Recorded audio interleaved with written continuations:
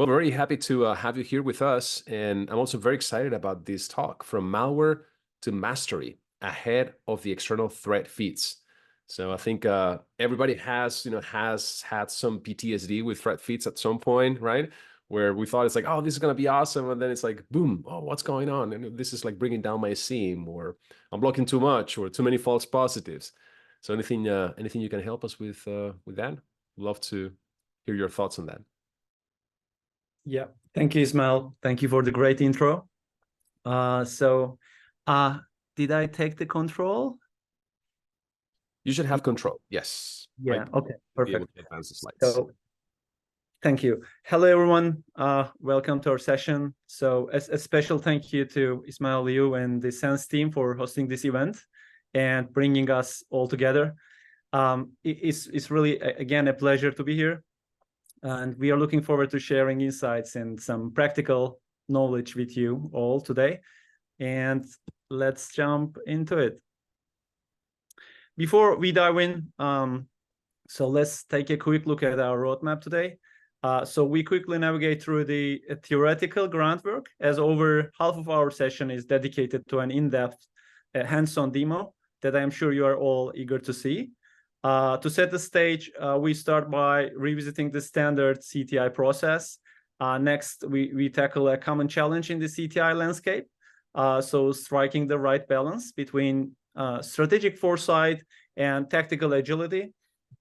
We then shift our focus to a spotlight on two significant malware threats, Bumblebee and DarkGate. And finally, we wrap up with a demo and some resources that you can check out. So let's start with the CTI process loop. It's a great starting point for those new to building a CTI program. What we see here is a kind of a structured approach, a path from planning to dissemination. So with a strategic overview. So this loop really ensures a systematic way we follow and to gather and use intelligence. And but let's explore how we can go beyond this basic framework by pointing out some imbalances.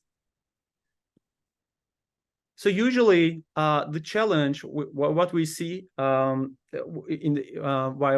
in conversations with customers, is maintaining a balance. So while tactical operations are vital, they should feed back into and be guided by strategic insights. And this is also a part of the requirements first approach. So strategic input driven by stakeholders like the CISO, in some cases, IT leaders and business executives, is becoming crucial, and it shapes the overall direction and priorities of the CTI program. So we often get so caught up in the day-to-day tactical operations, like Ismail just mentioned. So feeding IOCs to the SIEM, and there can be some false positives and some follow-up work. So the importance of strategic insights can easily start to fade. So we will talk more about this today. So related to the strategic side of things, here is another imbalance we observe.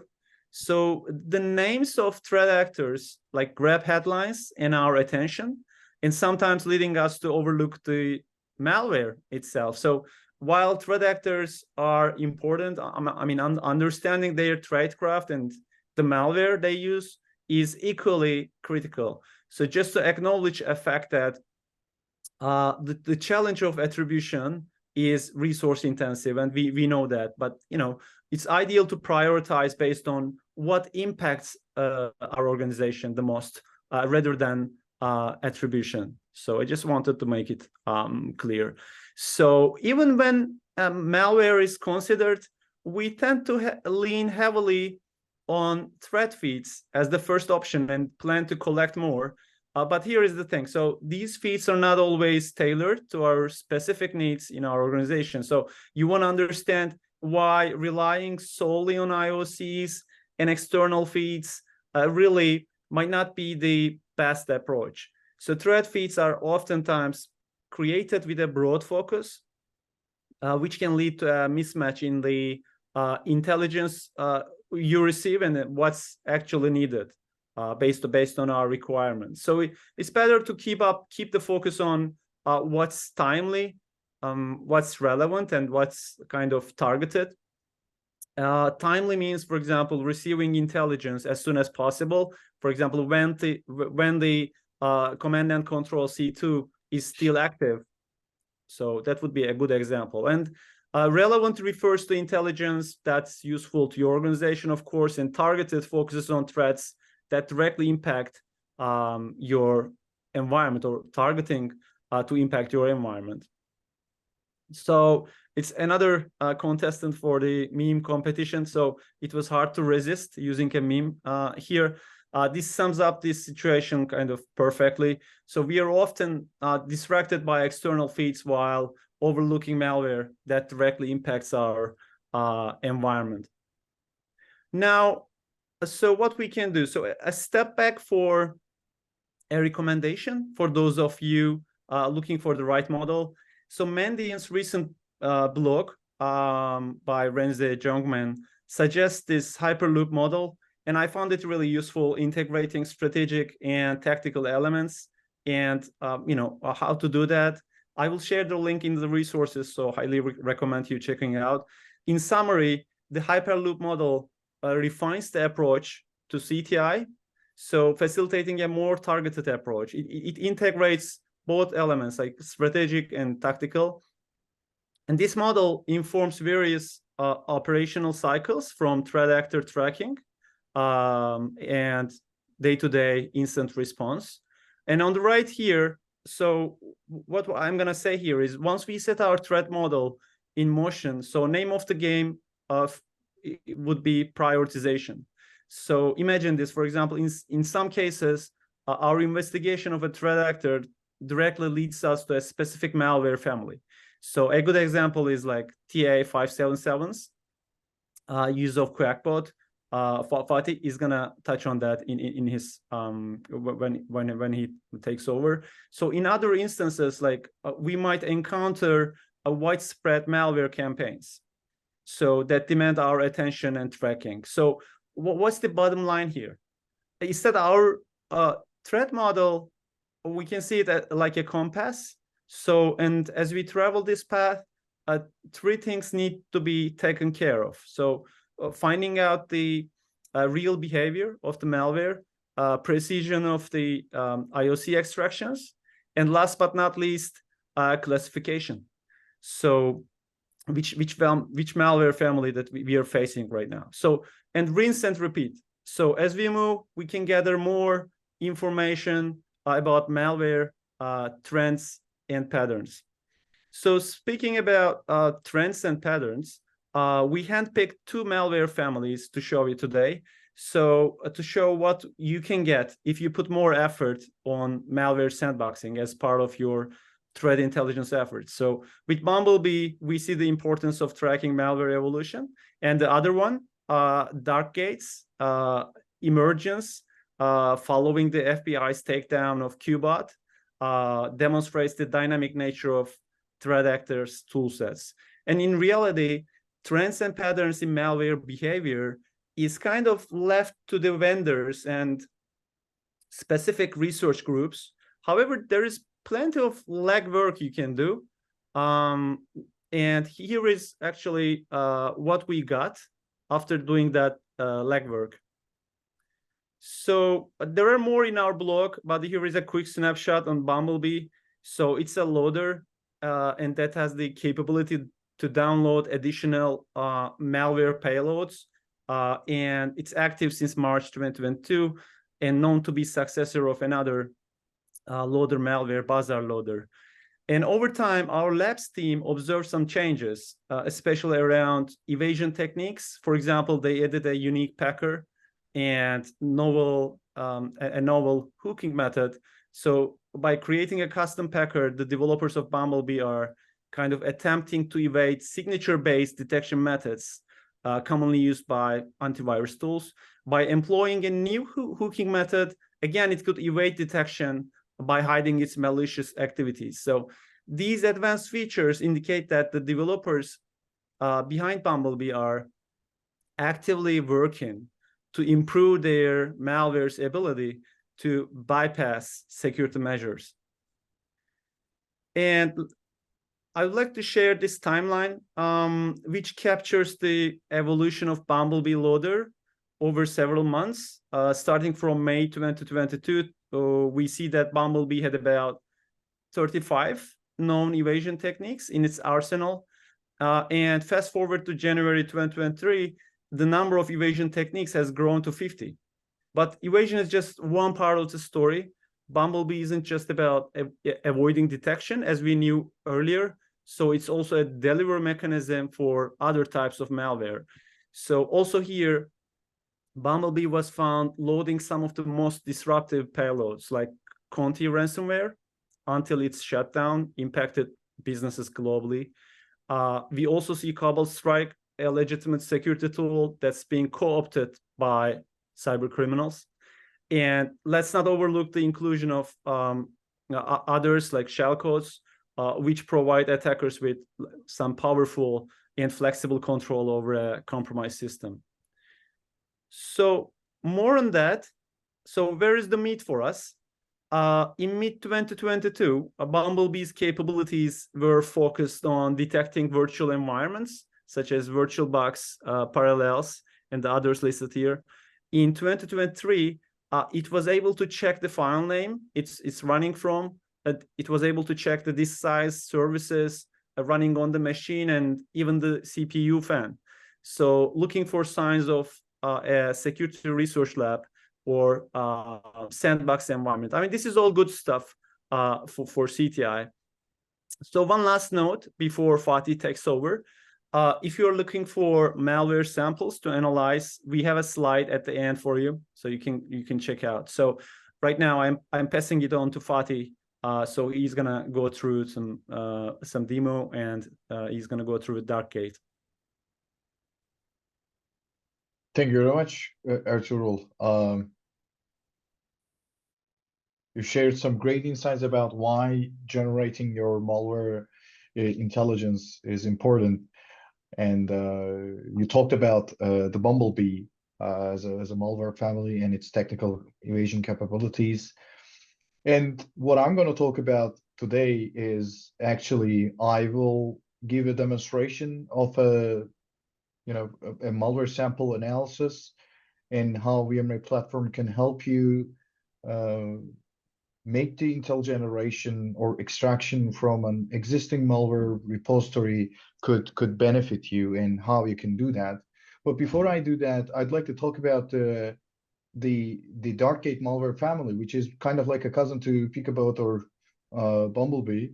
They're quite similar, and in the recent developments, the cybersecurity landscape has witnessed a notable increase in the activities of the DarkGate loader, which again initially identified in 2018. DarkGate has risen to prominence in the aftermath of the successful law enforcement action against the Qbot infrastructure, which Ertuğ mentioned in his presentation as well. And this disruption of Qbot seems to have a ripple effect since September of 2023, at which the threat actor group known as TA 577, which previously linked with Qbot operations, has diversified its malicious endeavors, right? TA 577 is now actively distributing both Picabot and IcedID, and has added DarkGate to its arsenal as well. So disseminating it through its established channels of malicious email campaigns. As we can see, the threat actors are rapidly and pretty quickly adopting new tools to continue and prolong their operational success.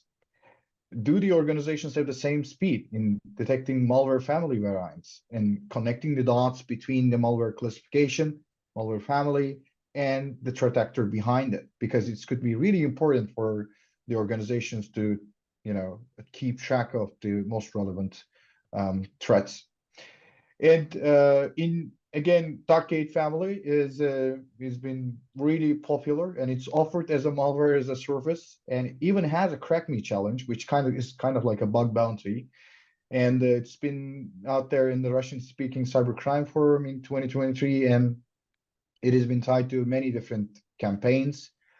It has the features of, or the capabilities of key logging, information stealing, and they call all kinds of crypto mining activities through all the techniques. And it has something really similar to, you know, um, AnyDesk or VNC type of remote connection, right? Remote access Trojan.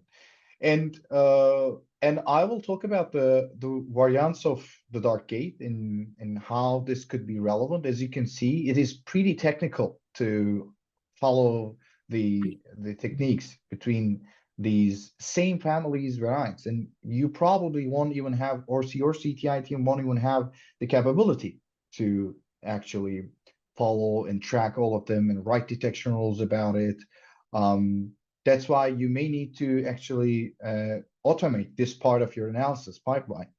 And in the first variant, this embeds a payload within the compiled AutoIT script, right, which is encrypted using XOR, and it has a lot of keywords in it, right, and it leverages, it checks for the presence of Sophos antivirus software and leverages the virtual protect call to make the shellcode memory region, which is, you know, kind of really ridiculous if you don't have the malware analysis skills at your organization. The second variant is the payload is scattered throughout the AutoIT source code as hex codes, which is put together at runtime, right? So you need to be able to access to the runtime environments or artifacts, right? And this variant switches its strategy to abuse the Windows API instead of call window procs.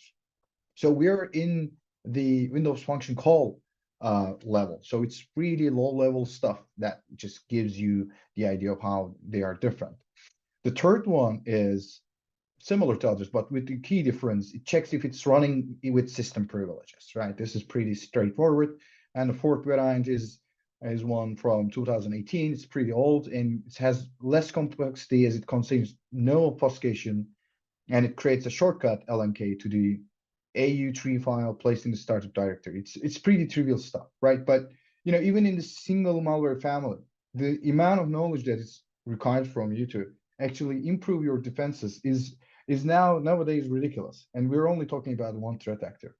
So how VMware can help you with this is to, when you detonate a sample, whether it's through API or user interface, manually uploading, depending on the needs of your scale in the organization that you have, you can have actually this entire knowledge base being used and extracted depending on different malware families and variants.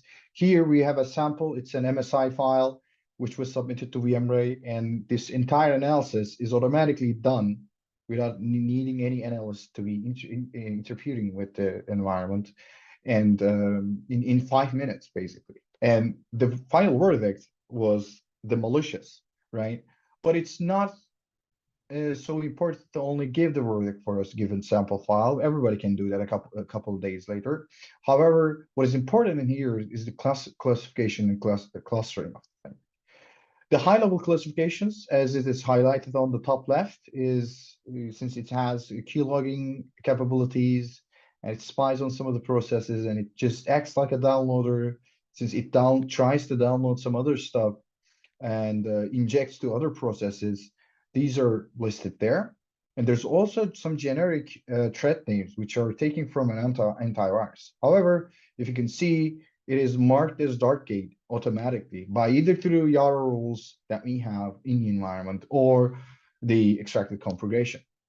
So scrolling down a little bit, we see some of the VMware VTIs, which are VMware threat identifiers. It is actually, these are rules that are matched either statically on the binary sample itself, or the extracted content, or the dynamic artifacts, including all of the communication to the C2 or all of the processes level information.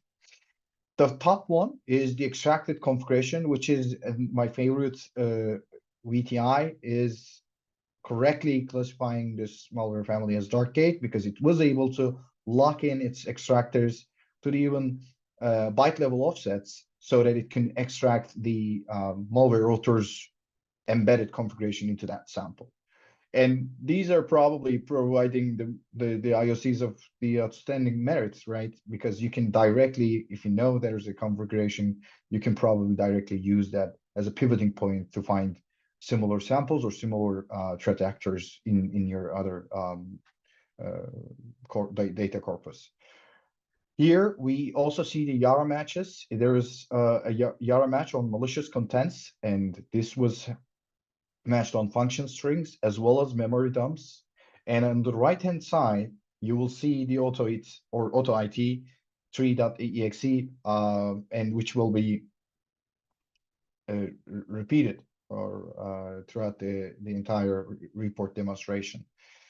DarkGate, interestingly uses AutoIT, which has been known to be used for quite a long time by the threat actors, right? And yeah, we will see that. We will see the same thing in the report repeated over. Next up is the data collection. VMware was able to immediately recognize the data collection techniques, right? The malware sample has a couple of peculiar behaviors to capture input from different places, like the cmd.exe interestingly logs the keys and it queries the foreground window to check something, and also potentially exfiltrates data, which by clicking on that three dots, you will be able to go ahead and see the actual behavior, how it is being done, and what is being done, right? Next thing is the antivirus VTI is the favorite VTI to get this, intelligence from other sources. But even if the antivirus didn't match on it, since we have a lot of VTIs that matched on this behavior or the sample itself, we were going to be able to classify it pretty perfectly even without it. So this just proves you the powers of the dynamic analysis, right? And the malware also has some injection techniques that just tries to write to the memory of another process, and it tries to evade the defense systems in your organization by checking the existence of some different antivirus vendors processes, right? Tries to capture input and does a lot of anti-analysis tricks like delaying the extraction by a couple of minutes, like 5 minutes in this case, could be hours in some of the other families. But there's also other kind of like meta information VTIs that could help you understand the behavior. Here we see the DarkGate's DNA, right? It's just the configuration that is extracted that just I started talking when I just started talking in the beginning of the demo. I talked about the importance of it. And here you see the data, the encryption key, the extracted values over there are there. And also the malware author embedded a couple of other configuration options to make this malware run differently in different environments, as well as it has a username. Here you see this automatic screenshots that are taken by the analysis engine in VMware platform. And there's nothing that is peculiarly interesting in the UI going on, but under the hood, there's a lot of processes that is actually trying to do some stuff. We see the AutoIT3.exe over there, and it just created a lot of child processes, and one of them is cmd.exe. With the red dots, you see that AutoIT3.exe is trying to modify the memory of another process. It is trying to inject some data on the runtime, and we were able to catch that. Another important thing for you to actually classify the behavior, right, and speak the common tongue in the industry is definitely the MITRE ATT&CK framework mappings, right? All of the VMware threat identifiers are mapped to MITRE ATT&CK framework, and you will be able to look at how this certain technique ID is mapped to which VTI. And let's go ahead and dive deeper into any VTI and see the actual behavior. Here, the AutoIT3.exe tries to inject the cmd.exe as we saw in the process graph. Let's go ahead and see the behavior, and it automatically forwards us to the memory section of that process. and we see the write operation to the targeted process of CMD. We give the address, and there is also a unique capability in VMware which allows you to see the actual function call in our function call log file, right? Even if you don't have a mapping for a certain API call, you will be able to see everything that happened in this analysis timeline, right? You will also be able to see the parameters of any function that has been called in this analysis. This is coming from our hypervisor-based sandboxing architecture, right? You see what is being done and also what is being injected. Here, the raw data, which is injected, and you can see the MZ header in the beginning, which says that it's probably an executable file, right? It's injected to the cmd.exe. And you will be able to also, if it's interesting for your investigations, you can see the environment variables, all the other windows and networking behaviors, including the DNS resolution and the TCP sessions. But the most favorite part of this is that, remember that we've shown you the raw function call logs, but now you will be able to see the extracted function strings, which are really important for you in your detection engineering endeavors, right? You'll be able to see a lot of different strings that are valuable for you to write URL rules on, right? And these are coming from the parameters of the function calls that are happened in that analysis by that process or its child processes, right? Here you will see interesting strings, some paths, and possibly usernames, sometimes the encryption keys, and also other date formattings, right? And this is pretty much one of the most important things in the analysis is, again, the encryption keys laying there, which could be of use when you're trying to write a detection rule that is going to be including all of these malware family variants, and you want to maybe run it on your own systems or VirusTotal to just get more malware variants. You see the process command line arguments, which is always interesting, right, for your detection engineers. And yeah, basically there's a lot of things that are going on in here, and this is only one portion of the entire analysis. There's a lot of different processes that we can investigate, but keep in mind that this entire thing has been, after a couple of minutes of analysis, automatically no analysis time needed, right? Going to the file snap, we have sample files, dropped file into the environment by a sample file, and the classifications or the verdict attached to that, each individual file that we see in the environment, whether it's dropped, extracted, modified, or downloaded, we will be able to note them down and give you a verdict on each and every single one of them. Sometimes we see embedded payloads in the secondary line.